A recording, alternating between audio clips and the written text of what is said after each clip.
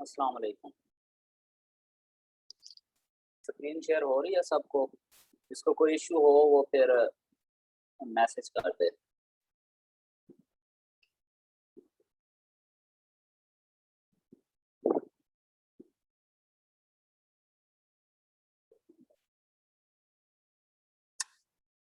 अभी तक candidate I think ज़्यादा ही हैं, अभी तक आए नहीं हैं।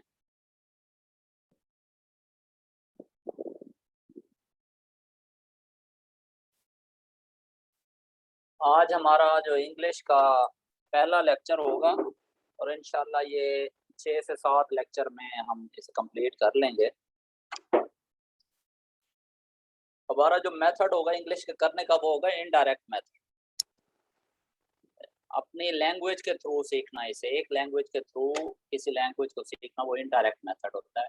जब आप किसी भी सेंटेंस की आप ट्रांसलेशन अपनी लैंग्वेज में कर लेते हैं और आपको पता चल जाता है ये क्या कह रहा है इसमें या क्या कहना चाह रहा है, तब आप उसमें जो एरर है वो भी फाइंड आउट कर लेते हैं।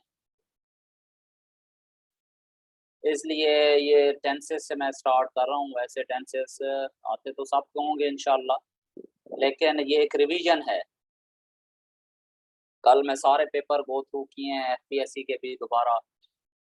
अगर आप ये 10 से ये जो चीज़ें भी आपको कराई जाएँगी कर लेंगे तो इंशाअल्लाह आपका ये वाला पोर्शन आपको 15 अबव मार्क्स दे जाएगा।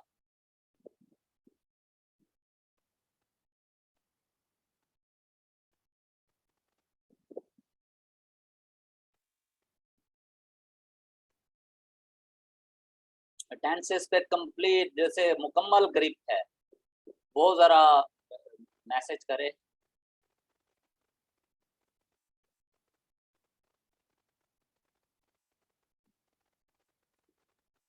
और वैसे टेंसेस से हर किसी को तकरीबन चिढ़ ही होती है, शुरू से हम करते आ रहे हैं ये टेंसेस।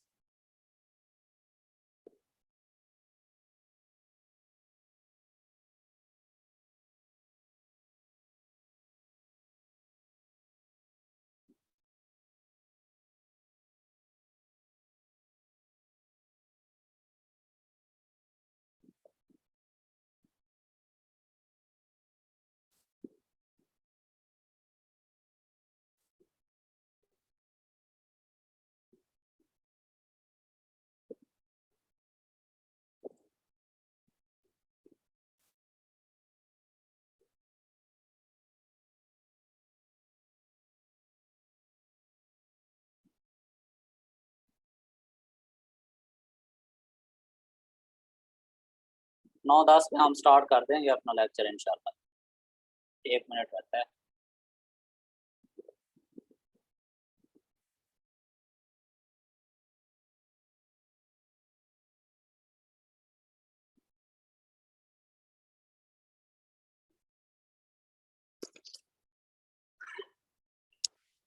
तो नोटबुक और पेन जो है अपने साथ रख लेना है, कुछ चीज़ें आपने नोट डाउन भी करनी है। तो सेंटेंसेस जो मैं लिखवाऊँगा वो आपने खुद लिखने होंगे। यहाँ पे मैंने ना स्ट्रक्चर लिख दी है और उसमें ये आपको शेयर भी हो जाएगा ग्रुप में। लेकिन जो उर्दू में सेंटेंसेस होंगे वो आप साथ-साथ लिखते रहेंगे।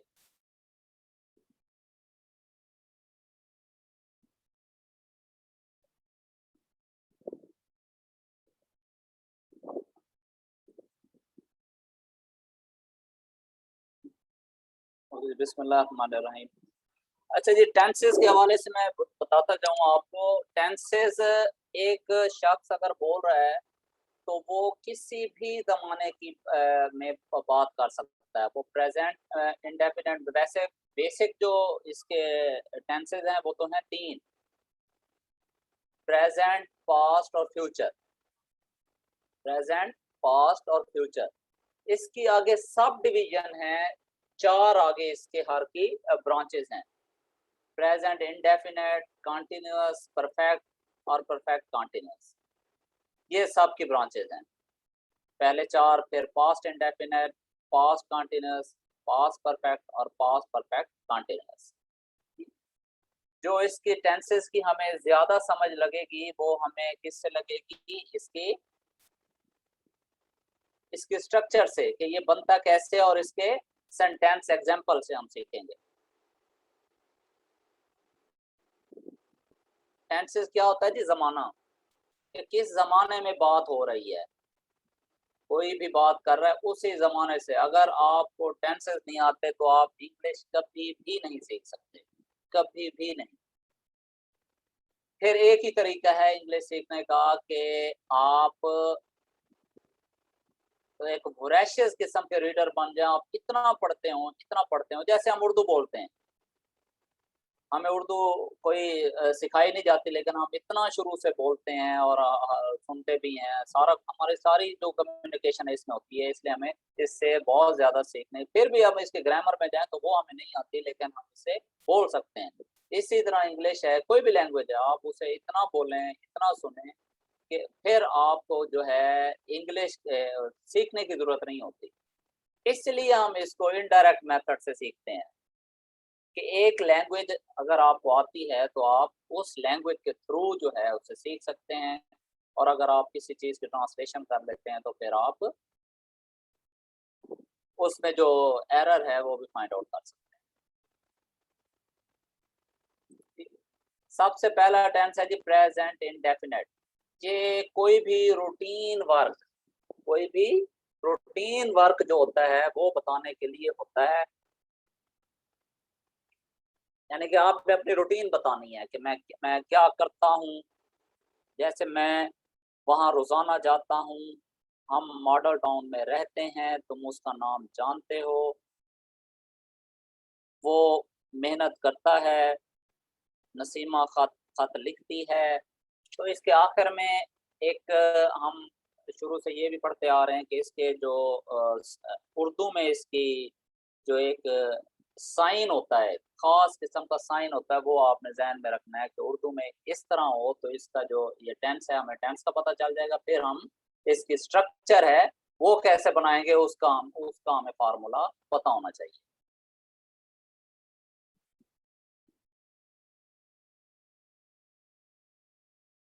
किसी भी सेंटेंस में जो सब्जेक्ट होता है वो क्या होता है? जो काम कर रहा होता है उसे सब्जेक्ट कहते हैं।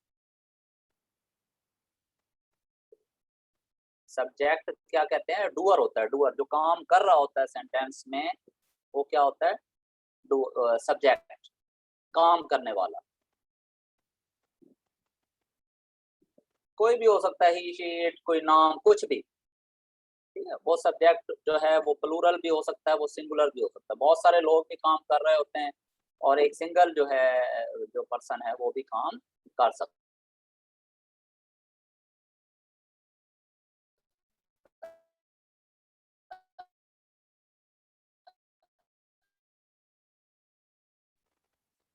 क्या होगी? अच्छा, इसमें ना, एक मिनट में,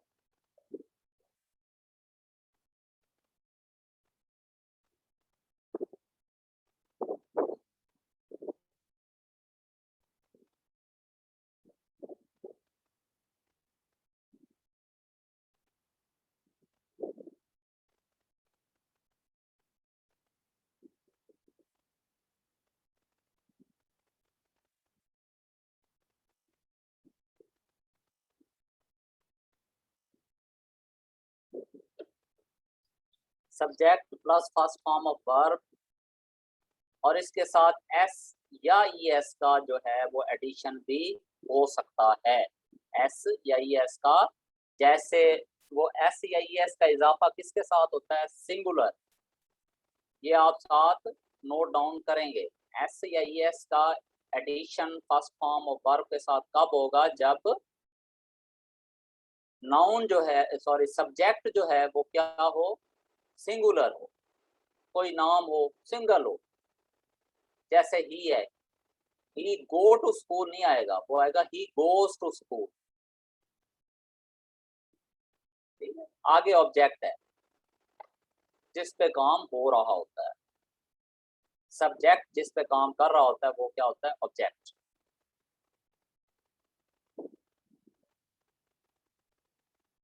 अगर जहाँ होगा ही तो होगा ही गोज, क्योंकि ही सिंगुलर है। अच्छा, आई को हमेशा आई को प्लूरल लेना है। आई होगा तो आई गो टू स्कूल, दे होगा तो दे गो टू स्कूल। इसी तरह कोई नाम है, वो सिंगुलर नाम है, तो उसके साथ भी एस या एस का एडिशन होगा। अच्छा, जिन सेंटेंस में हेल्पिंग वर्ब नहीं है और उनका नेगेटिव कैसे बनता है, ये साथ मैंने लिख दिया है। ये प्रेजेंट इंडेफिनिट और पास्ट इंडेफिनिट। नेगेटिव और इंट्रोगेटिव। सब्जेक्ट, वो स्कूल नहीं जाता है, इसका क्या बनेगा? He does not go to school. अच्छा, जब एस या एस का इजाफा डू या डज के साथ डज में आ जाएगा, तो फिर फर्स्ट फॉर्म ऑफ वर्ब के साथ एस या एस का एडिशन नहीं होगा।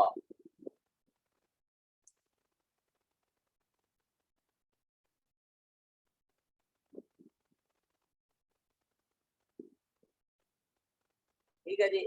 अब अच्छा, इसमें लिखा है एक्टिव वॉइस और पैसिव वॉइस। पहले एक्टिव की ट्रांसलेशन मैंने की है, फिर पैसिव की है, आपके साथ पैसिव वॉइस की प्रिपरेशन भी साथ हो रही है। अब एक्टिव वॉइस और पैसिव वॉइस में फर्क क्या होता है? इसका फर्क अच्छी तरह ज़हन नशीन कर लें। ये इंग्लिश की ट्रांसलेशन और फिक्रे को, सेंटेंस को समझने के लिए बहुत जरूरी है।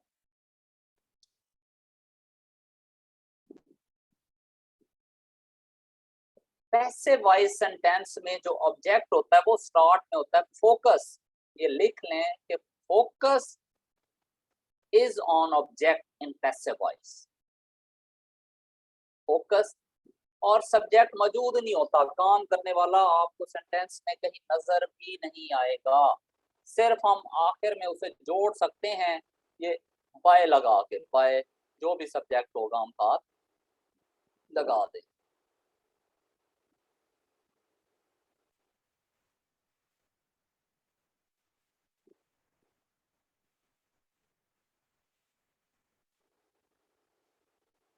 ठीक है जी। अब इसकी क्या है जी, ये समझे कि एक्टिव वॉइस में सब्जेक्ट पे फोकस होता है, जो काम करने वाला होता है वो प्रोमिनेंट होता है, और पैसिव में जो है वो जिस पे काम हो रहा होता है ऑब्जेक्ट वो प्रोमिनेंट होता है, सब्जेक्ट मौजूद ही नहीं होता। उर्दू में तो इसका कॉन्सेप्ट नहीं है, जो इंग्लिश में हम बाय लगा के सब्जेक्ट साथ जोड़ देते हैं। जैसे Nasima writes a letter, Nasima एक खत लिखती है। Nasima writes a letter.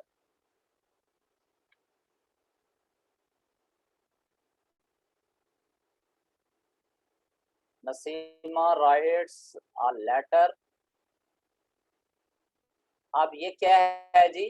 Naseema काम कर रही है, प्रोमिनेंट है, ये एक्टिव का सेंटेंस है। लेकिन एक सेंटेंस है a letter, a letter is written, a letter is written. इस पे आपको काम करने वाला कहीं पे भी नजर नहीं आ रहा होगा। A letter is written, you are inform, you are inform.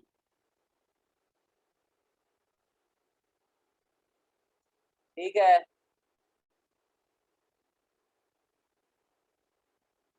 Vegetables are stored. इन सब में आपको जो है कहीं पे भी आपको काम करने वाला नजर नहीं आ रहा होगा। इसमें नजर आ रहा है कि नसीमा काम कर रही है। अ लेटर इज रिटन, कौन लिख रहा है कोई पता नहीं। यू आर इन्फॉर्म, आपको इतला दी जाती है। ये जहन में रखना है। आपको सेंटेंस देखते ही पता चल जाए, आपको सेंटेंस देखते ही पता चल जाए कि ये पैसिव का है और उस टेंस का है, यानी कि आपकी इतनी प्रैक्टिस होनी चाहिए, तब जाके आप एरर और सेंटेंस का ट्रांसलेशन, और फिर ट्रांसलेशन के बाद आप एरर उसमें फाइंड आउट कर सकते हैं। यू आर इन्फॉर्म, आपको इतला दी जाती है। अच्छा, ये देख लें कि जो पैसिव होता है, सारे पैसिव में थर्ड फॉर्म यूज होती है। सारे जो पैसिव सेंटेंसेस हैं, जितने भी हर टेंस के, उसमें क्या यूज होती है? Third form. अब यू आप कहते हैं, यू तो अक्सर ये वो है, सब्जेक्ट है।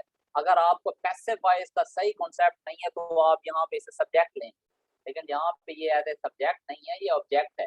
यू आर इन्फॉर्म्ड, आप पे ही यानी कि काम हो रहा है, आपको ही इतला दी जा रही है। इन सब के साथ आप बाय लगा के सब्जेक्ट जोड़ सकते हैं। A letter is written by me, by जिसका नाम भी लिखते हैं, कोई भी लिखते हैं, बाय देम वगैरह वगैरह। You are informed by school, by college, vegetable are stored by someone, कोई भी हो सकता है, यानी इनके साथ जोड़ा जा सकता है। उर्दू में आपको ऐसे सेंटेंस नजर नहीं आएंगे। अरेबिक में ज्यादातर ये पैसिव लैंग्वेज यूज होती है।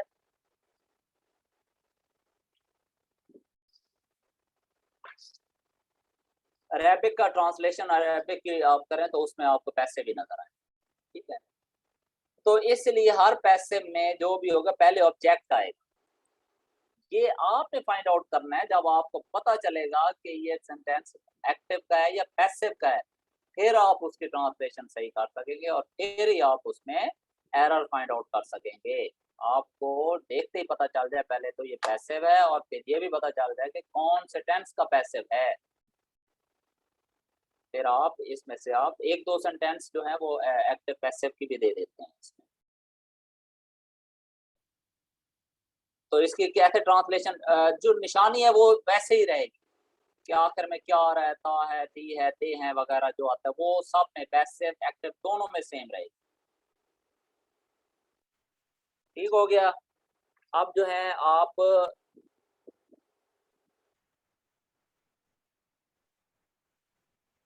इसके कुछ सेंटेंस हैं वो लिख लें खुद ही उर्दू में।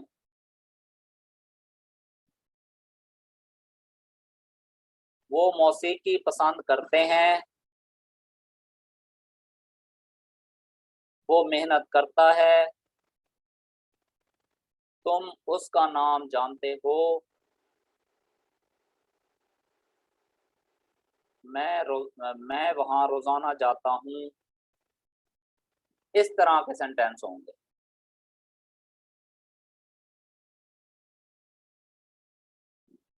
अच्छा, इस टेंसेस के अलावा कोई भी स्ट्रक्चर है, ये तो 12 टेंस हैं, इसके जो आउट ऑफ 10 स्ट्रक्चर्स हैं वो ज्यादा हैं, जैसे मे, माइट, मस्ट, कुड, कैन, ये आपको कई टेंस में वो हम अलहदा से करेंगे। यानी कि हर वो स्ट्रक्चर हम करेंगे जो आपको इंग्लिश के सेंटेंस में नजर आ सकती है, फिर हमें उसका यूज भी पता होगा कि इस तरह इसका यूज होता है, इस तरह के सेंटेंसेस में इसका यूज होता है।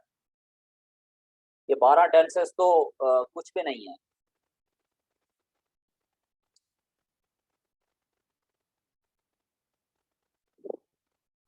ठीक है जी, प्रेजेंट इंडेफिनेट हो गया।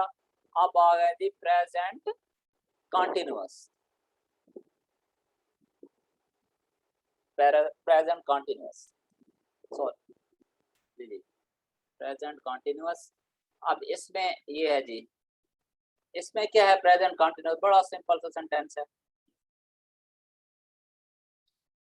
यानी कि काम जारी है, काम जारी है। मैं खा रहा हूँ, मैं गा रहा हूँ, मैं सो रहा हूँ। जो आपका काम कंटिन्यू है वो क्या होता है जी, प्रेजेंट कंटिन्यूअस।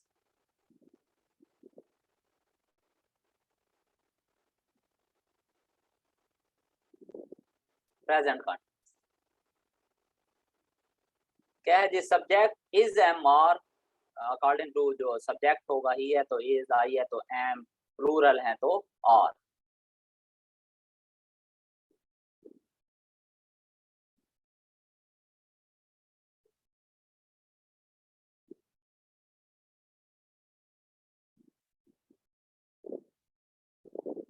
ठीक हो गया। ये आपने अपने उसके मुताबिक ही जो सब्जेक्ट होगा उसके मुताबिक आपने सिलेक्ट।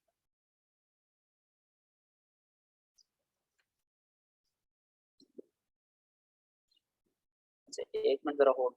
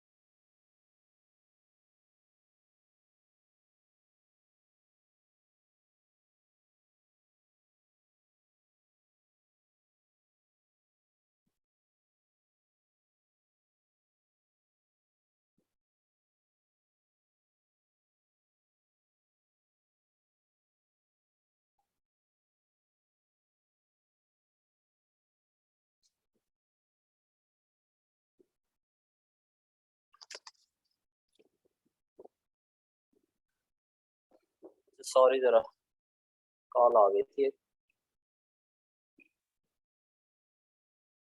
प्रेजेंट कंटिन्यूअस क्या है जी? प्रेजेंट है और वो कंटिन्यूअस है। कौन से इसके सेंटेंस बन सकते हैं जी?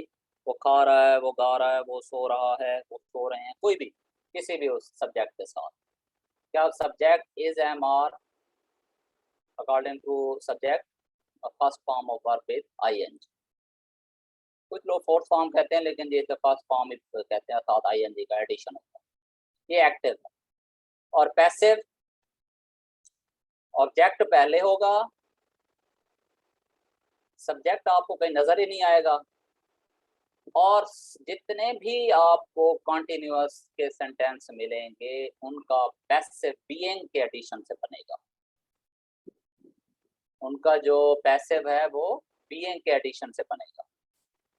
ये आपको थोड़ा बोरिंग लग रहा होगा, लेकिन ये चीजें बहुत अहम है, और आप कहेंगे पता नहीं हम कौन से 9th-10th के उसमें पहुंच गए। ये इसकी रिवीजन बहुत जरूरी है। इसके बगैर आपको इंग्लिश नहीं आएगी। फिर हम पार्ट्स ऑफ स्पीच और उधर जाएंगे, लेकिन अभी जाने का कोई फायदा नहीं है। जब आपको सेंटेंस की समझ नहीं होगी तो वो चीजें हम नहीं कर सकते।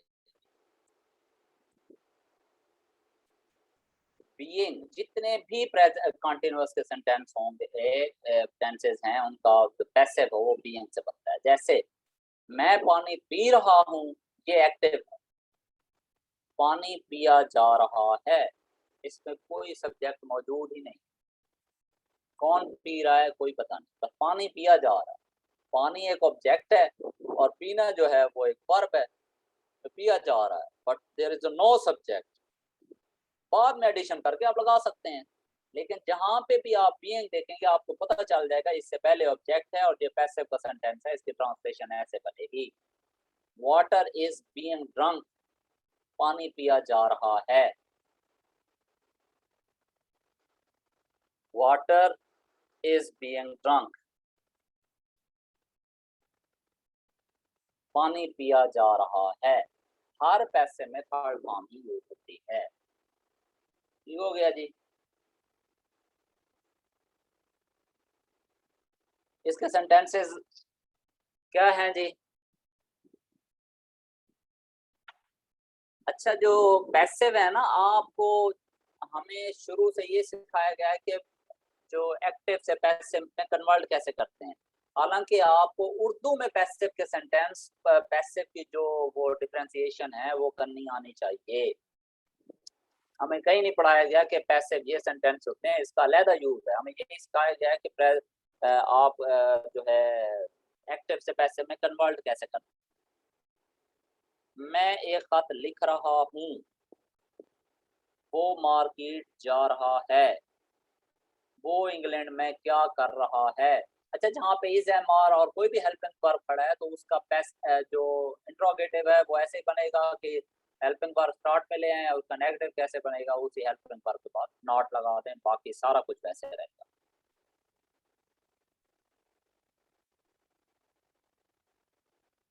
हम पैसे खर्च कर रहे हैं, वो अखबारात पढ़ रहे हैं। अब वो अखबारात पढ़ रहे हैं, इसका पैसिव क्या होगा? अखबार पढ़ा जा रहा है हमसे। इस तरह का सेंटेंस आपको उर्दू में नहीं मिलेगा, लेकिन इंग्लिश में हम लिख सकते हैं the newspaper is being read by me. तुम आज क्या कर रहे हो? तुम अपना वक्त जाया कर रहे हो। इस तरह की आपने ट्रांसलेशन करनी है। कुछ पिक्चर्स हैं मेरे पास वो इसके टेंसेस के, उसमें वो आपको ना मैं शेयर कर दूंगा।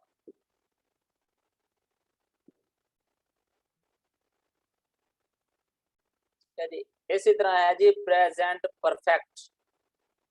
प्रेजेंट परफेक्ट,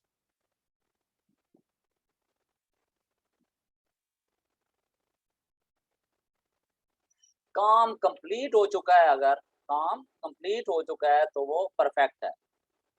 और इसकी ट्रांस जो है हैज और हैव, हैज और हैव। अगर पास्ट परफेक्ट है तो हैड, प्रेजेंट परफेक्ट है तो हैज और हैव।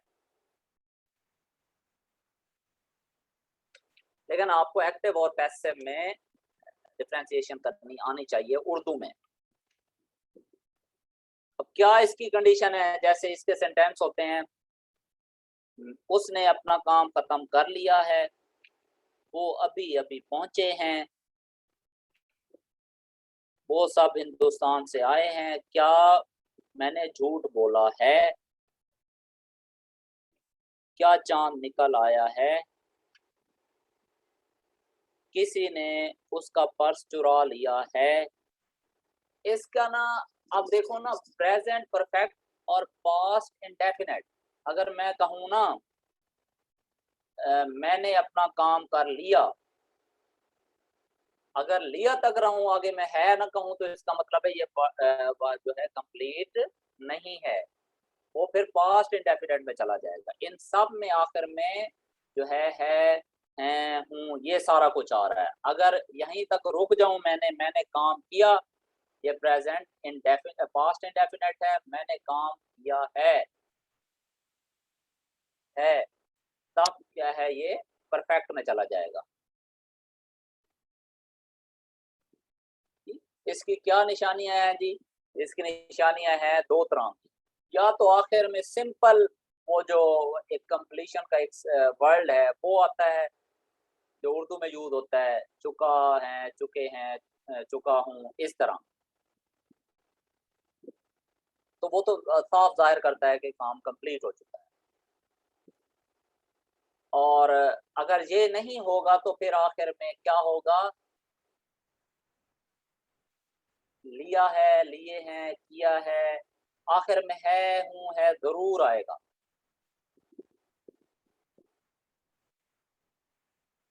ये आपको ना उर्दू लिखी हुई तो नहीं होगी, लेकिन आप जो टेंस इंग्लिश में लिखा होगा उससे उर्दू में ट्रांसलेशन करके जहन में एरर फाइंड आउट कर लेंगे। यहाँ से तो मैं आपको उर्दू से इंग्लिश बता रहा हूँ ना, वहां पे आप जब टेंस देखेंगे तो आप उर्दू से उसका इमेजिन करेंगे, इंग्लिश से उसका ट्रांसलेशन उर्दू में, वहां तो इंग्लिश होगी, उर्दू तो कोई नहीं होगा। फिर आपको वहां पे एरर फाइंड आउट करने में ये चीज हेल्प आउट करेगी।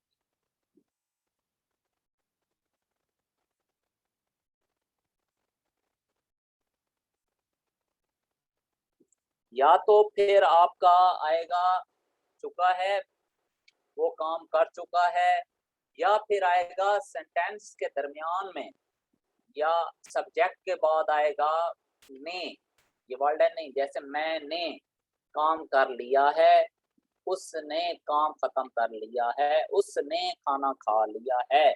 जब चुका है, चुके हैं, ये एंड में नहीं आएगा तो फिर क्या आएगा, सब्जेक्ट के बाद उर्दू में जो सब्जेक्ट होता है उसके बाद जो आएगा ने आएगा। जब ये ने आपको नजर है तो आखिर में फिर होगा लिया है, लिए हैं, ली है। यानी मैंने खाना खा लिया, दो तरह से कह सकता हूँ, मैंने खाना खा लिया है या मैं खाना खा चुका हूँ, दोनों का मतलब एक है। ये काम कंप्लीट हो चुका है। मैंने खाना खाया, ये कंप्लीट नहीं है, ये पास्ट इंडेफिनिट में, यानी पास्ट इंडेफिनिट यहीं से आपको मिल चुका है, समझ लें इसमें। और ये थोड़ा सा फर्क है, यानी कि ट्रांसलेशन करते हुए आप जब एक सेंटेंस को पास्ट इंडेफिनिट में ट्रांसलेट कर रहे होंगे तो आप उसमें से एरर फाइंड आउट नहीं कर सकेंगे, आप नहीं बता सकेंगे कि कौन सा सेंटेंस ठीक है। जब आप उसे ट्रांसलेट ही परफेक्ट की बजाय पास्ट इंडेफिनिट में ले जाएं तो आप उसका एरर कैसे फाइंड आउट करेंगे।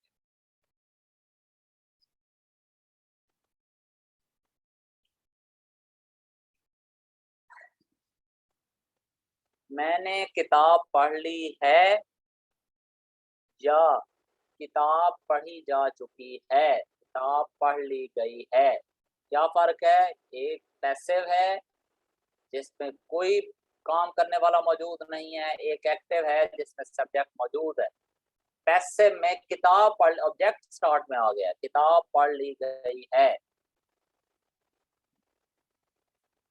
जितने भी हैज हैव हैड जहां पे भी आएगा उसके साथ अगर बीन लगा हो और आगे थर्ड फॉर्म हो तो वो क्या होगा जी, वो पैसिव होगा परफेक्ट का। आप उसी तरह से उसकी ट्रांसलेशन करेंगे, जैसे newspaper has been read by me या newspaper has been read, अखबार पढ़ा जा चुका है या अखबार पढ़ लिया गया है या अखबार पढ़ ली गई है, या आगे सब एक्टिव होगा, मैंने अखबार पढ़ लिया है। अब ये एक्टिव का है तो I have read the newspaper. अब न्यूज़पेपर एंड में खड़ा है ऑब्जेक्ट, लेकिन अगर ये पैसिव में आप इसका देखेंगे कि बीन यूज हो रहा है और आगे थर्ड फॉर्म है हैव के साथ, तो आप उसकी ट्रांसलेशन उसी पैसिव की तरह ही करेंगे अपने माइंड में। चाय पी ली गई है, टी हैज बीन टेकन।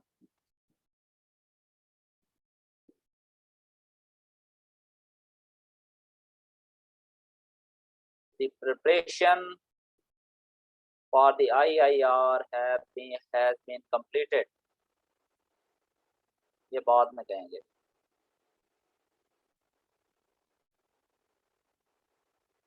ठीक है जी। अच्छा, प्रेजेंट परफेक्ट पास्ट परफेक्ट में यही फर्क है, उसमें लिया है और वो चुका है, चुकी है, और उसमें क्या होगा, चुका था, चुके थे वगैरह, काम कंप्लीट होगा। पर पास्ट में मैंने किताब पढ़ ली थी, मैंने खाना खा लिया था, उसमें ये होगा। अच्छा, ये जो फ्रीक्वेंसी है ना, इस चीज की बड़ी होती है, present perfect continuous, past perfect continuous और फ्यूचर परफेक्ट कंटिन्यूअस। इसका पैसिव नहीं होता सिर्फ, ये अक्सर पूछते हैं ना, इसको जरा अच्छे तरीके से कर लें आप। प्रेजेंट परफेक्ट कंटिन्यूअस क्या होता है जी? ये बिल्कुल कंटिन्यूअस की तरह ही होता है, इसके साथ परफेक्ट इसलिए लगाते हैं कि इसके साथ टाइम का एडिशन हो जाता है, इसके साथ टाइम का एडिशन हो जाता है, या तो सेंटेंस में टाइम मौजूद होता है। जैसे अब इसे लिख लें, मैं अगर कह रहा हूं ना मैं सो रहा हूं, ये सिंपल प्रेजेंट कंटिन्यूअस है, आई एम स्लीपिंग।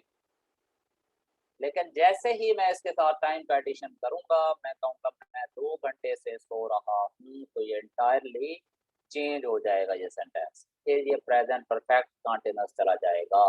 अक्सर आता है ये, और वो नीचे दिया होता है, ये sleeping, has been sleeping, since आगे फॉर ये लिखा होता है। ये 1-2 सेंटेंस लाजमी पूछते हैं। यानी कि मैं आई एम स्लीपिंग वो सिंपल है, लेकिन मैं 2 घंटे से सो रहा, तो फिर आएगा आई हैव बीन। अच्छा, हैज और हैव का डिफरेंस ये देख लें कि सिंगुलर के साथ हैज आता है, सिंगुलर अगर सब्जेक्ट है तो, और अगर प्लूरल है तो उसके साथ हैव आता है। आई के साथ हमेशा हैव आता है। आई हैव बीन स्लीपिंग, फिर आएगा जब आगे टाइम का आ जाएगा, आई हैव बीन स्लीपिंग। अगर वो सिंस और फॉर किसके साथ आता है? सिंस होता है कोई टाइम, फिक्स टाइम। सिंस किसके साथ आता है? Fix time.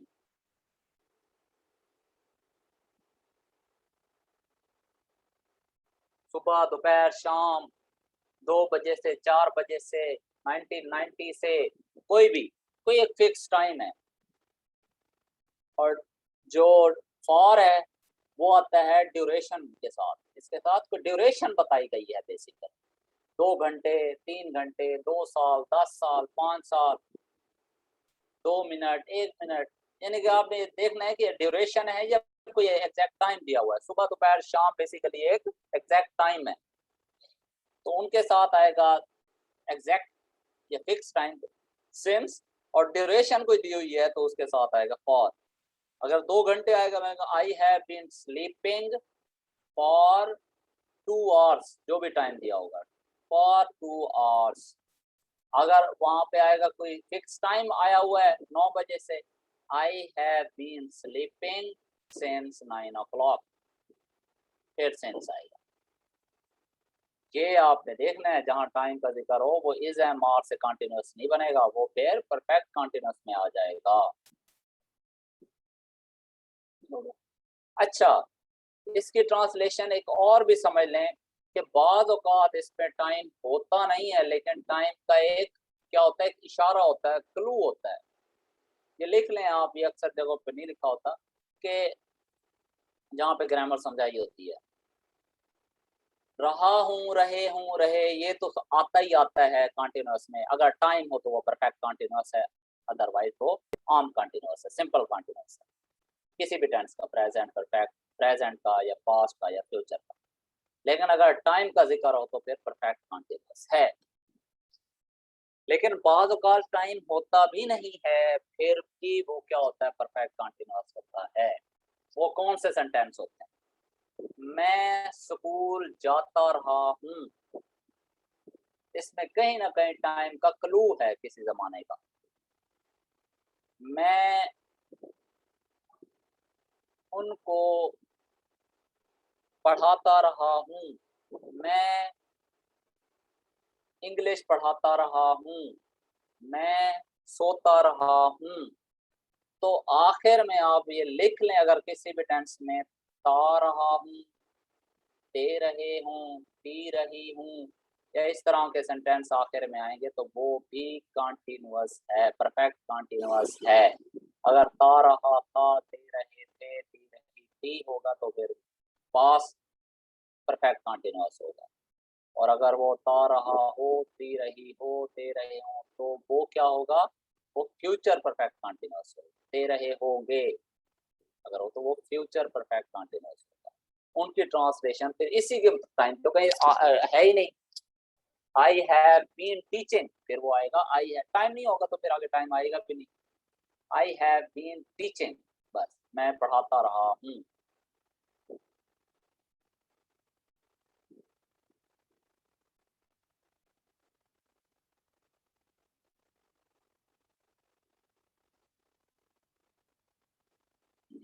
पास्ट इंडेफिनिट क्या है जी? इसके आखिर में बस ये ध्यान में रख लें कि इसके आखिर में है, हूँ, है, ये नहीं आता। जहां हमने वो पीछे पढ़ा ना, प्रेजेंट परफेक्ट कर लिया है तो वो परफेक्ट है आगे आखिर में। और अगर लिया तक ही खत्म करते हैं तो वो फिर पास्ट इंडेफिनिट।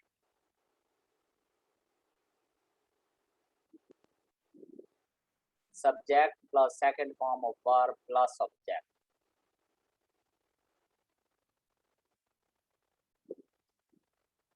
एक तो इसकी सिंपल सी निशानी है कि ता के साथ आगे था, ते के साथ था, ते थे, थी, इस तरह के सेंटेंसेस होते हैं। वो पास्ट इंडेफिनिट, या मैंने खाना खाया, पास्ट इंडेफिनिट है। I ate food, I subject, ate जो है वो सेकंड फॉर्म है एट की, और आ गया ये फूड ऑब्जेक्ट, मैंने खाना खाया। मैंने खाना खा लिया या मैंने खाना खाया है तो वो फिर किस में चला जाएगा, present. I have eaten food.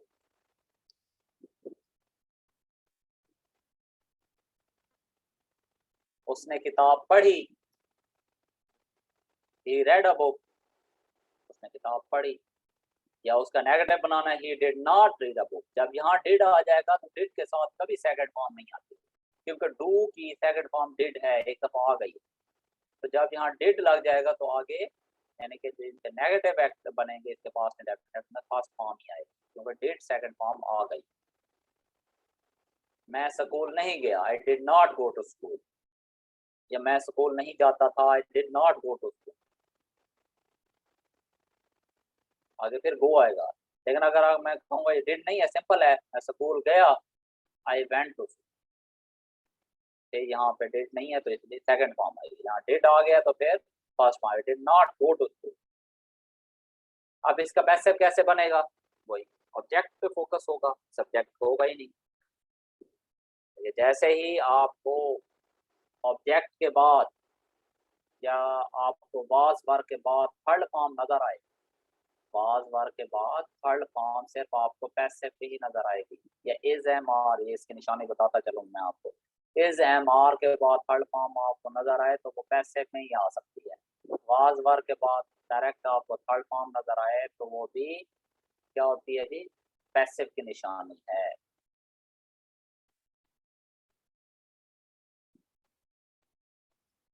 खाना खाया गया, the food was eaten by me, कोई भी हो सकता है, by them। किताब पढ़ी गई, the book was read। Spelling तो वही होते हैं, पढ़ते उसको रहते हैं।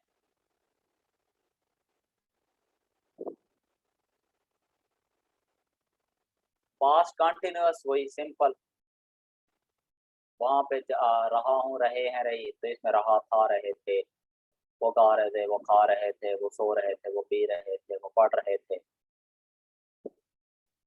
they were studying, they were sleeping, they were eating food, वो खाना खा रहे थे। जहाँ ऑब्जेक्ट हर में होना लाजमी नहीं है। और इसी का पैसिव, खाना खाया जा रहा था, खाना खाया, कौन खा रहा है कोई पता नहीं, यानी काम करने वाला मौजूद है। खाना खाया जा रहा था, the food was, सॉरी, इसमें मैं आपको थर्ड फॉर्म लगाना, वो बीइंग लगाना भूल गया। the food was being eaten, the food was being eaten। ठीक हो गया। यानी जितने भी कंटिन्यूअस है उसका पैसिव जो है वो बीइंग से बनेगा, बीइंग का एडिशन लाजमी होगा, फॉर्म हर में थर्ड ही होगी।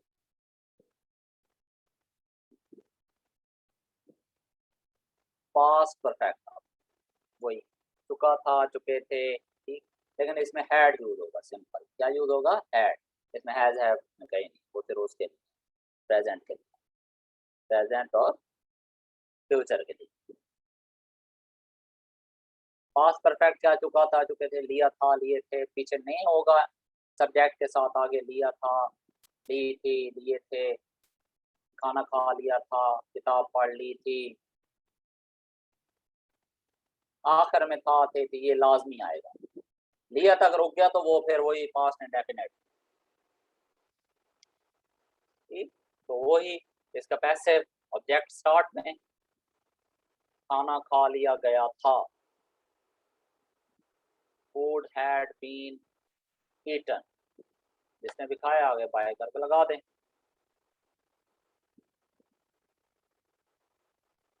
उम्मीद है आपको पैसिव और एक्टिव का डिफरेंस जो है वो समझ आ गया होगा अच्छे तरीके से।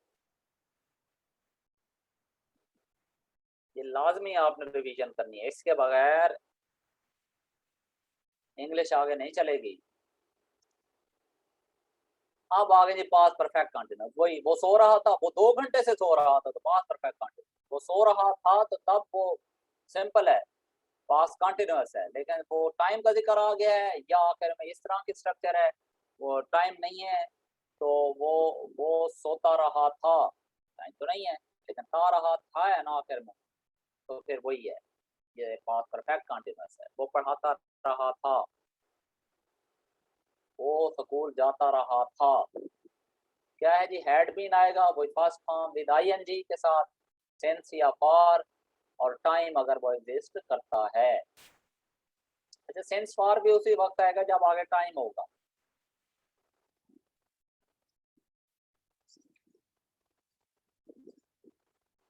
टाइम नहीं होगा तो सिंस फॉर में नहीं। आई हैव बीन स्लीपिंग,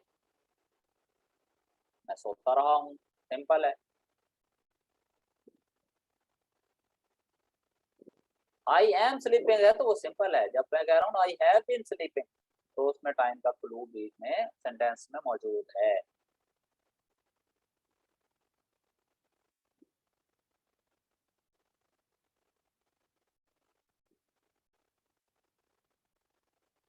अब आते हैं जी फ्यूचर इंडेफिनिट। सिंपल है जी, आखिर में ये गागे की वाले सेंटेंस होते हैं, मैं खाऊंगा, मैं गाऊंगा, मैं जाऊंगा, मैं सोऊंगा, इस तरह के। मैं वैसे आज का तो ये हार्ड एंड फास्ट रूल तकरीबन नहीं रहा, विल शैल यूज हो रहा है, लेकिन आई और बी के साथ, शैल बाकी के साथ, सब के साथ जो है विल यूज होता है। ठीक हो गया। इसमें फास्ट फॉर्म यूज होती है, मैं स्कूल जाऊंगा, मैं खाना खाऊंगा, मैं खत लिखूंगा, मैं तैयारी करूंगा, इस तरह। और इसका पैसिव, खाना खाया जाएगा, चाय पी जाएगी, लेक्चर लिया जाएगा, वही इसमें बी का एडिशन होगा। Tea will be taken, tea will be taken, चाय पी जाएगी। मुझे पढ़ाया जाएगा, I shall be taught, I shall be taught, मुझे पढ़ाया जाएगा।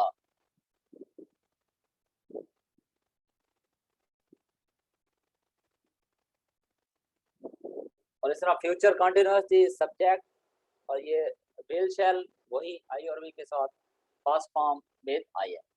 वो सो रहा होगा, he will be sleeping, वो खा रहा होगा, he will be eating। आगे ऑब्जेक्ट होगा तो हम लिखेंगे वो खाना खा रहा है तो he will be eating food। ठीक हो गया।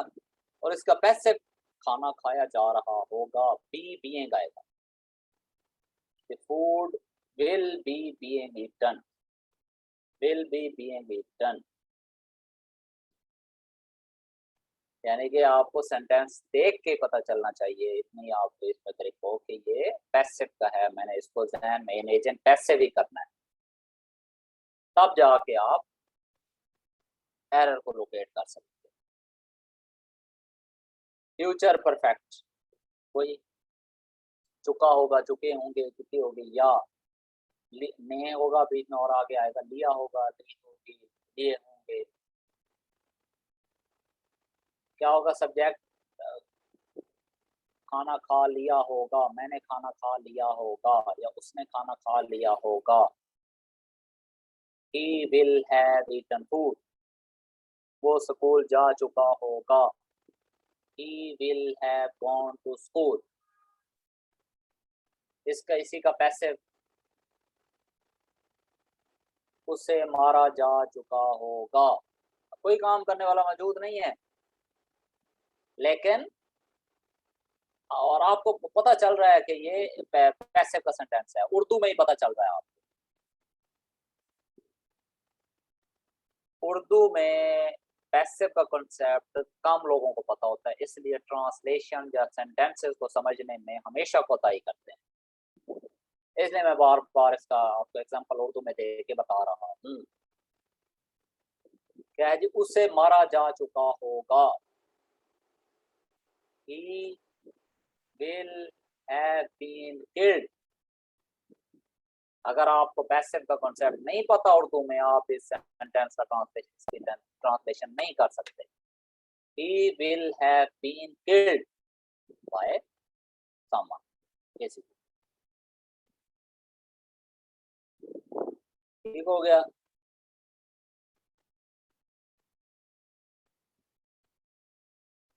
इसी तरह फिर फ्यूचर परफेक्ट कंटीन्यूअस, इसका पैसिव नहीं है, इसका पैसिव मौजूद नहीं है।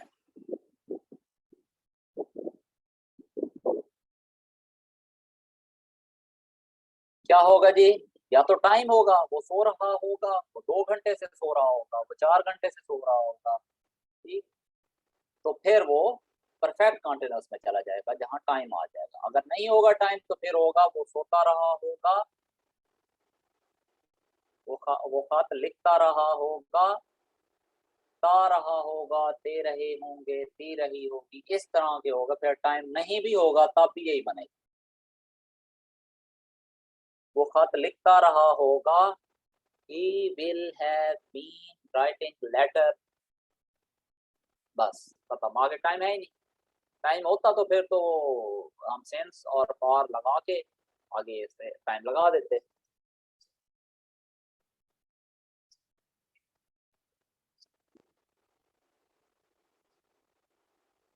ठीक हो गया जी। ये अब कुछ सेंटेंसेस हैं ऐसे मैं लिखवाता हूं, तो आपने उसकी ट्रांसलेशन जो है वो खुद से करनी है। अच्छा, मैं आपको ना एक एक्सरसाइज देता हूं, और उस एक्सरसाइज को आपने करना है। हर टेंस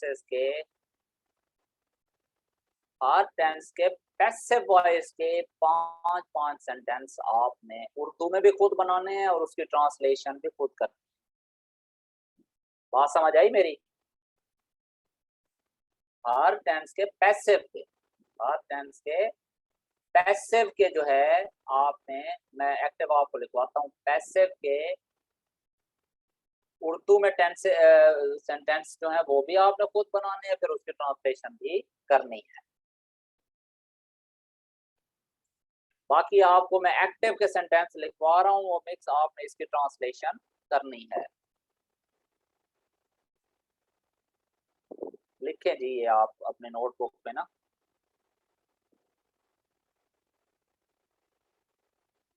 वो कराची चला गया, वो कराची चला गया।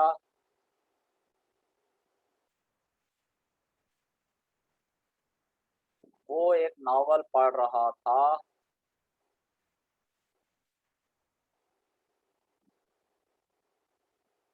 तुम मेरी किताब कब वापस करोगे?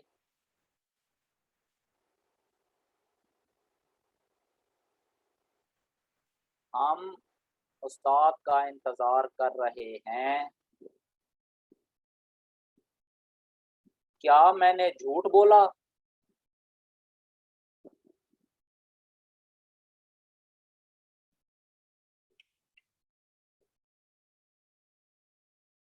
हम क्रिकेट खेल रहे होंगे। ये सारे मैं एक्टिव के लिखवा रहा हूँ। पैसिव के आपने 5 खुद लिखने हैं और फिर उसकी ट्रांसलेशन भी करनी है। वो मरी में छुट्टियां गुजार रहे होंगे। वो मरी में छुट्टियां गुजार रहे होंगे। वो मरी में छुट्टियां गुजार रहे होंगे। क्या वो कभी यहाँ आया है? क्या वो कभी यहाँ आया है? मैंने अभी ये किताब खत्म नहीं की है। मैंने अभी ये किताब खत्म नहीं की है।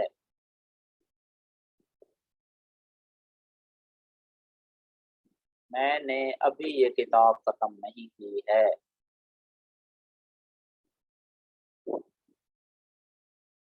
क्या वो तुम्हारा नाम भूल चुका होगा?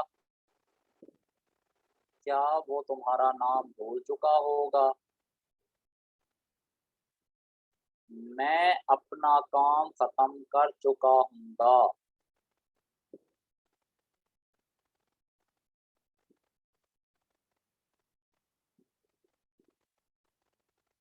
उसकी मौत पर कौन नहीं रोया होगा?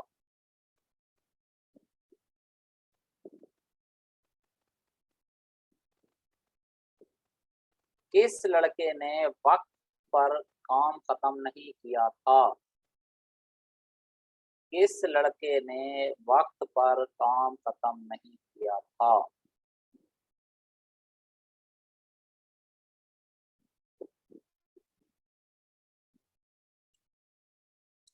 हम 2 बजे से आपका इंतजार कर रहे हैं।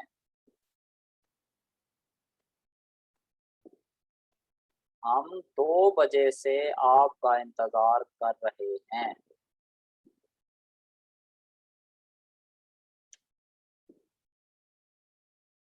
ये सेंटेंसेस लिख रहे हैं ना आप? इजी नहीं लेना इसको। इसकी प्रैक्टिस होगी तो फिर इंग्लिश आपको ना सही प्रिपेयर होगी। और इंग्लिश की आपको इम्पोर्टेंस का पता होगा कि आपके उसके लिए इंग्लिश कितनी इम्पोर्टेंट है पेपर के लिए। इसे पास करना लाजमी है।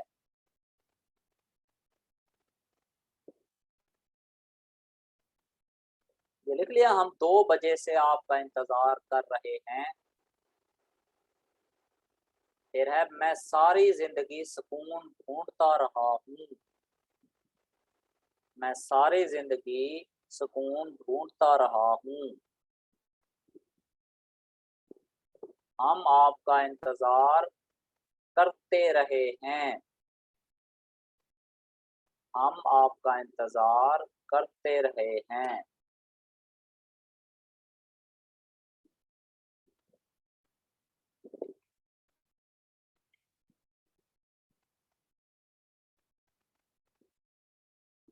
जुमारात से बारिश हो रही है।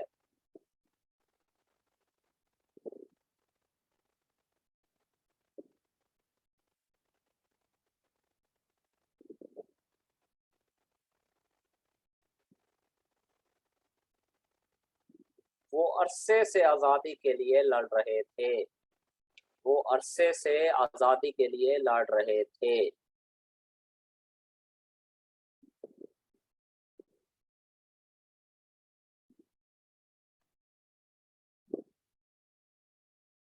वो अपना मकसद हासिल करने के लिए वो अपना मकसद हासिल करने के लिए सख्त मेहनत करती रही थी। वो अपना मकसद हासिल करने के लिए सख्त मेहनत करती रही थी। वो नौजवानी से मुश्किलात का सामना कर रहा था।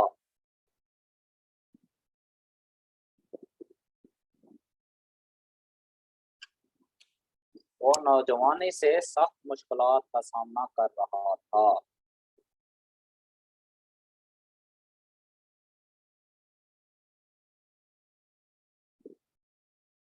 तुम्हारी बहन बस स्टॉप पर तुम्हारा इंतजार करती रही होगी।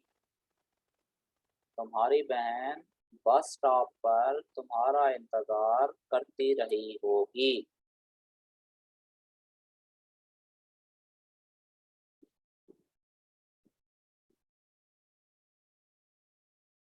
वो अमेरिका में अपने चचा के पास रहता रहा होगा। वो अमेरिका में अपने चचा के पास रहता रहा होगा। वो अमेरिका में अपने चचा के पास रहता रहा होगा।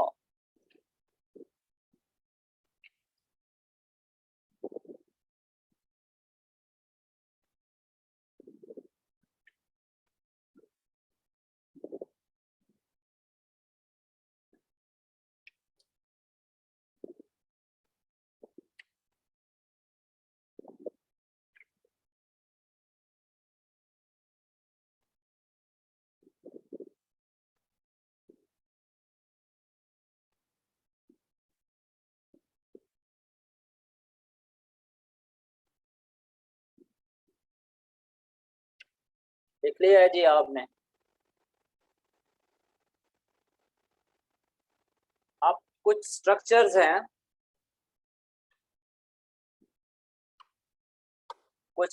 हैं, ये भी आप साथ लिखते रहें।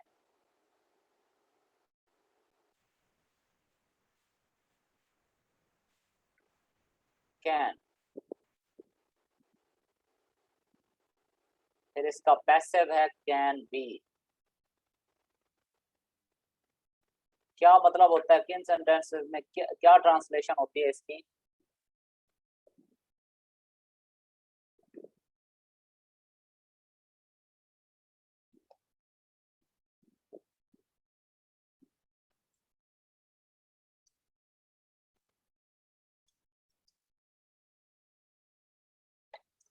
कैन जो है वो बेसिकली किसको जाहिर करता है? आपकी कैपेबिलिटी को। इसको, ये आउट ऑफ टेंस स्ट्रक्चर है, आपने टेंस में कहीं नहीं पढ़ा कैन, इसलिए मैं पढ़ा रहा हूँ। कैन क्या है, आगे आप लिखते जाएं। कैन है पॉसिबिलिटी को शो, कैपेबिलिटी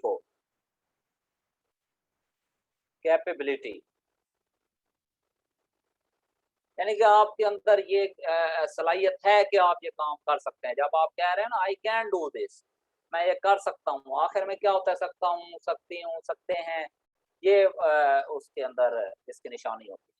ठीक है, ये कैपेबिलिटी को शो करता है कि मैं ये काम कर सकता हूँ, मेरे अंदर कैपेबिलिटी है।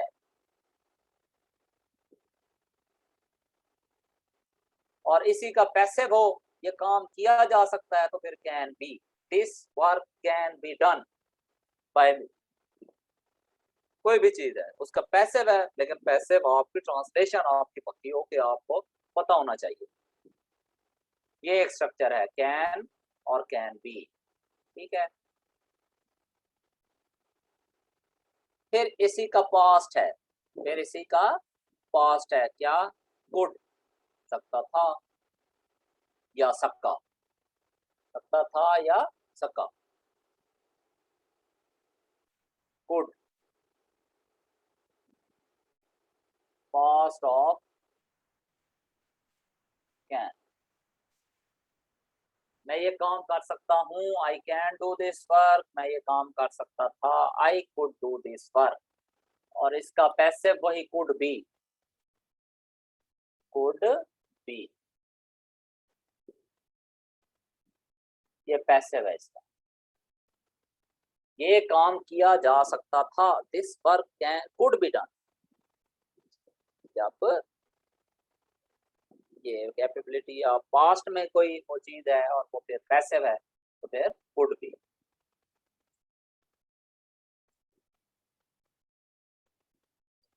ठीक हो गया, कैन बी और कुड बी। कैन इसका पैसिव भी,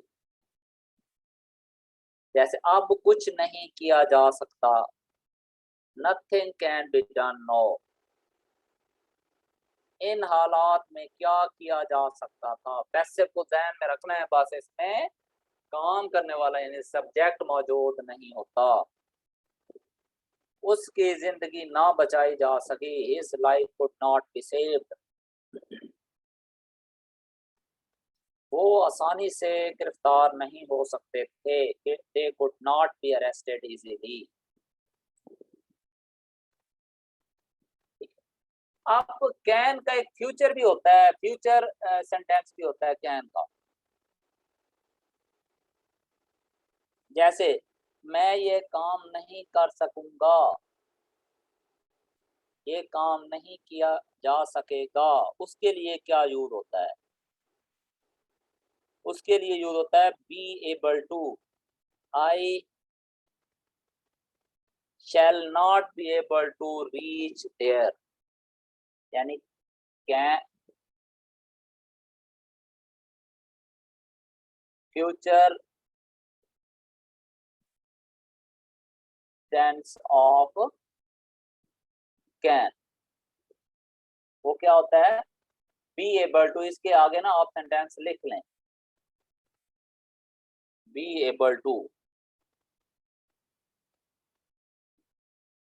मैं वहां नहीं पहुंच सकूंगा, मैं वहां नहीं पहुंच सकूंगा, इसकी क्या ट्रांसलेशन बनेगी, I shall not be able to reach there. I shall not be able, वही कैन का जो उर्दू में है उसी का फ्यूचर है।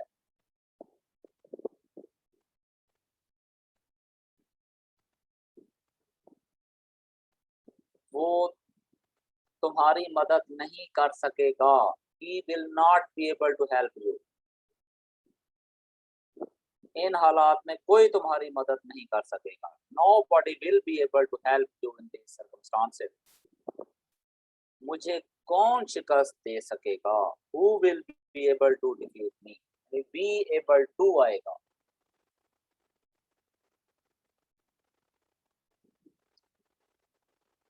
ठीक है जी।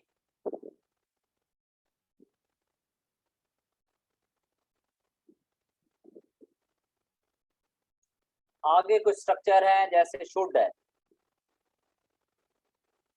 शुड, इसके आगे आप शुड लिख के इसके आगे लिखते हैं चाहिए, आखिर में क्या आता है चाहिए।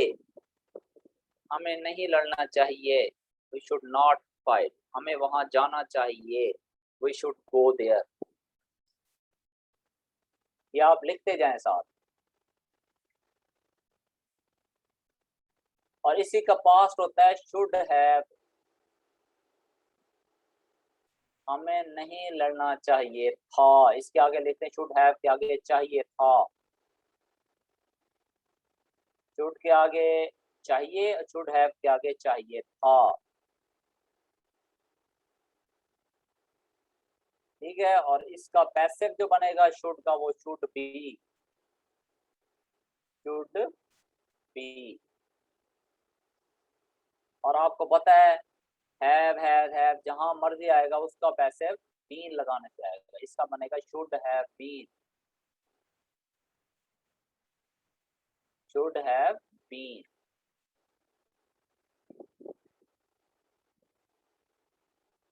ये भी पैसिव और ये भी पैसिव। जैसे शुड बी, उन्हें नहीं मारना चाहिए था, they should not be killed, जान से मारना होता किल्ड, वैसे they should not be punished. या अगर कोई पास में हो, उन्हें नहीं मारा जाना चाहिए था, they should have not been beaten, यहाँ हमें वहां नहीं जाना चाहिए था, we should have not gone there. Have had के बाद हमेशा थर्ड फॉर्म आती है, हैव हैड के बाद हमेशा थर्ड फॉर्म आती है, क्योंकि ये परफेक्ट होता है। ठीक है, ये सिंपल शुड चाहिए और चाहिए था, फिर उन्हीं के पैसे हैं।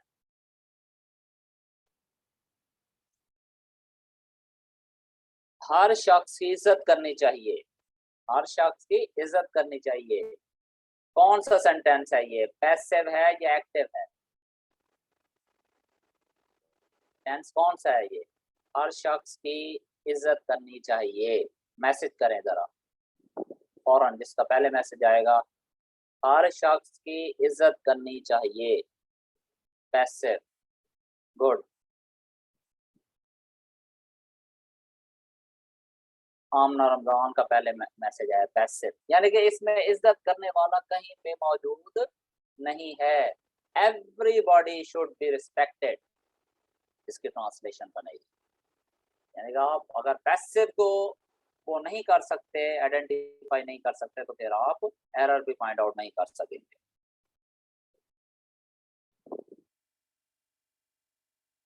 हर शख्स के जिम्मे कोई फर्ज लगाना चाहिए था, everybody should have been given some duty।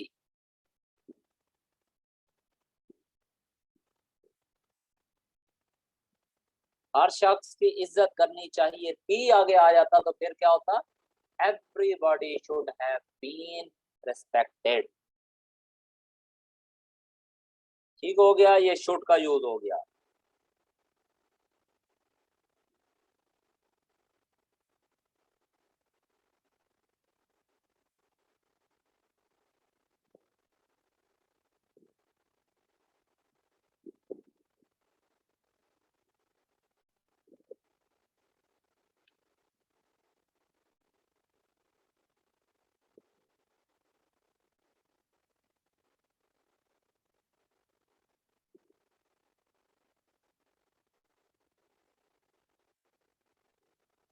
अच्छा जी,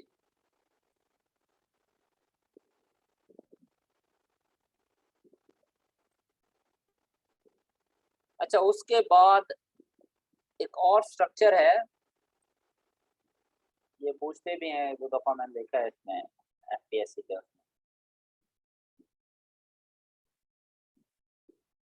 आउट टू, आउट टू, इसका मतलब भी चाहिए होता है, आखिर में सेंटेंस में चाहिए ही खड़ा होता है उर्दू में। लेकिन ये कोई मोरल ड्यूटी जो हो ना, जैसे हमें अपने पेरेंट्स की इज्जत करनी चाहिए, तो वहां पे शुड नहीं आता, वहां पे आउट टू आता है। मोरल ड्यूटीज के लिए अगर आखिर में चाहिए खड़ा हो तो वो फिर आउट टू का वर्ड यूज होता है, OUGHT, आउट टू। हमें रोजाना नमाज पढ़नी चाहिए, वी आउट टू से अवर प्रेयर्स डेली। बच्चों को माँ बाप का अदब करना चाहिए, children ought to respect their parents. तुम्हें अपना वादा पूरा करना चाहिए, you ought to fulfil your promise. इंसान को चाहिए कि किसी को धोखा ना दे, one ought not to deceive anybody. हर शख्स को वतन से मोहब्बत करनी चाहिए, यानी कि मोरल ऑब्लिगेशन है जिसकी वजह से तो वो फिर आउट टू चाहिए होता है, लेकिन वो एक आपकी अखलाकी जिम्मेदारी है, इसलिए वो। और इसी का पास्ट क्या होगा, ought to have.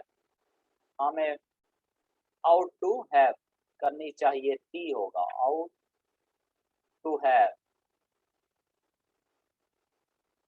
Moral duty ये पास्ट है उसी का, लेकिन पास्ट में तुम्हें गरीबों की मदद करनी चाहिए थी, you ought to have help the poor. उसे बड़े भाई का कहा मानना चाहिए था, he ought to have obeyed his elder brother. ये स्ट्रक्चर पढ़ना बहुत जरूरी है। सेंटेंस में अब टेंस तो हो गए, ये स्ट्रक्चर अगर आपको नजर आ रही है और आपको इनका सही रूल ही पता नहीं है तो फिर नामुमकिन है कि आप उसको सेंटेंस को सही कर सकें। हमें खुदा की नाफरमानी नहीं करनी चाहिए थी। We ought not to have disobeyed God। इसमें नॉट जो है वो आउट के बाद आएगा। ठीक है, एक लफ्ज होता है मस्ट, इन सब का डिफरेंस देख लेना। मस्ट, अच्छा इसका मतलब भी चाहिए होता है, लेकिन ऐसा काम जो लाजमी करना है, मोरल ऑब्लिगेशन नहीं है। आप जैसे वो फोकस करने के लिए होता है, you must do this, you should do this का मतलब है तुम्हें करना चाहिए। फोकस नहीं कर रहा कहने वाला, वो आपको नहीं चाह रहा कि फोकस करें आप, लेकिन जब वो कहे मस्ट होगा लाजमी करना है, तो इसके आखिर में भी चाहिए होता है, लेकिन आप क्या लिखेंगे, चाहिए बट इन कंपल्जन, लाजमी मजबूरी में, जो भी है आपने करना है तो वो मस्ट। और इसी का past must have, must have. ये स्ट्रक्चर आपको नजर आती हैं, बहुत सारी किताबें आप पढ़ें तो ये यूज हो रही होती हैं, लेकिन हमें इसका पता नहीं होता। तो हर स्ट्रक्चर से हमें फेमिलियर होना है। वैसे फिर वही मस्ट हैव का मस्ट हैव बीन, और इसका मस्ट बी,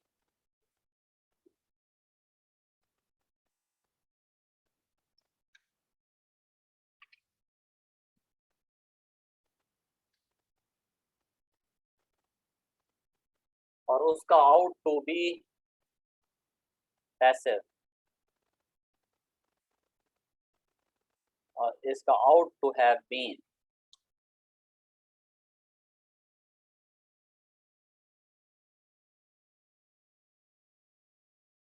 ये पैसिव है इसका। Ought to be passive, ought to have been. ये आगे आपने लिख लिया होगा, आउट टू मोरल ड्यूटी होती है, आगे आप जहाँ पे पैसिव नहीं लिखा वहां पे लिख लें। ये सारे क्या है जी, चाहिए, आखिर में क्या आ रहा है, चाहिए, ये जितने भी लेकिन इनके डिफरेंट यूज है। शुड सिंपल चाहिए हो, शुड बी इसका पैसिव, शुड हैव, फिर शुड हैव बीन चाहिए था। आउट टू मोरल ऑब्लिगेशन के लिए उसी का passive ought to be, ought to have moral obligation but in past, ought to have इसका जो पैसिव होगा आउट टू हैव बीन। फिर मस्ट, उसका पैसिव मस्ट बी, मस्ट का होता है जो काम लाजमी करना हो आप, मस्ट हैव उसी का पास्ट, लाजमी करना चाहिए था, और उसी का जो पैसिव है मस्ट हैव बीन।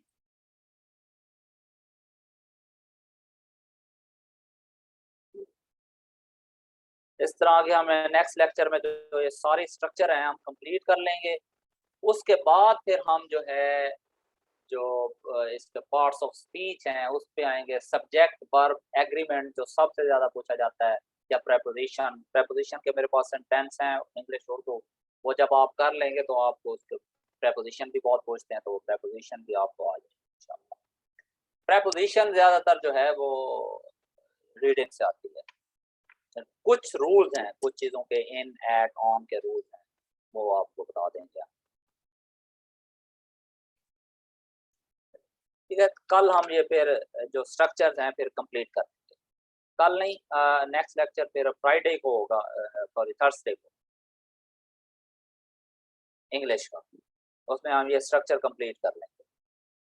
फिर उसके बाद हम जो दूसरी चीजें हैं, parts of speech, direct, indirect, उस पे आएंगे। पैसिव तो आपका साथ चल रहा है ना।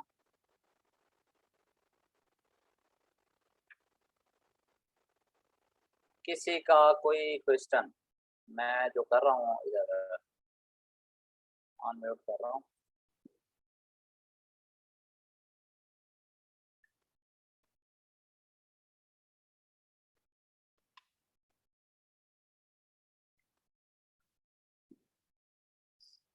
किसी की कोई कोई क्वेरी या कोई क्वेश्चन वो पूछ सकता है।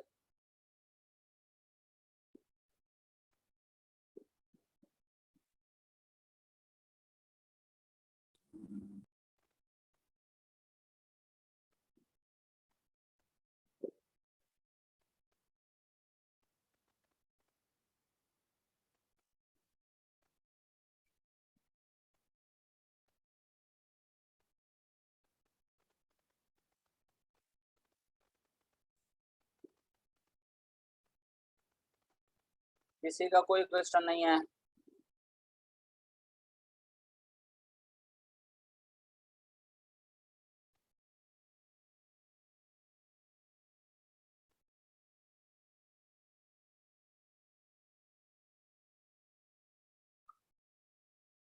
हाँ लगता है ये सो गए हैं, लेकिन ऑनलाइन तो बैठे हैं ना अभी।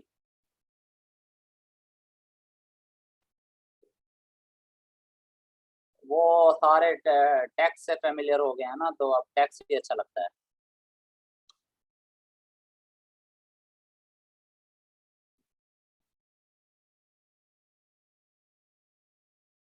बहरहाल आप इंग्लिश की प्रैक्टिस करेंगे।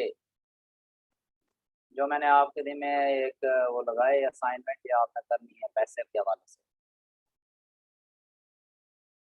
लाजमी।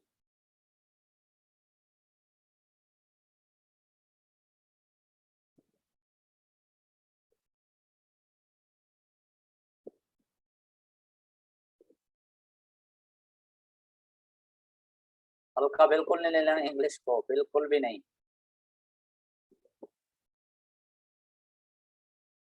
क्योंकि एफएससी के बाद फिर इंग्लिश के वैसे मैट्रिक के बाद ही कोई इंग्लिश पे फोकस नहीं करता, जैसे वो नंबर लेने के लिए, और टेंसेज हो गए, ग्रामर हर कोई भूल चुका होता है। फिर हर कोई अपनी प्रोफेशनल डिग्री में चला जाता है। अगर अच्छी तरीके से करना है तो सी एस ऐसे इस तरह कम्पिटेटिव एग्जाम की तैयारी करते रहते हैं, वो तो चलो इससे यूज टू रहते हैं, अदरवाइज बाकी सारे भूल चुके होते हैं। ओके जी, अल्लाह हाफिज़, फिर मैं मीटिंग एंड कर रहा हूँ।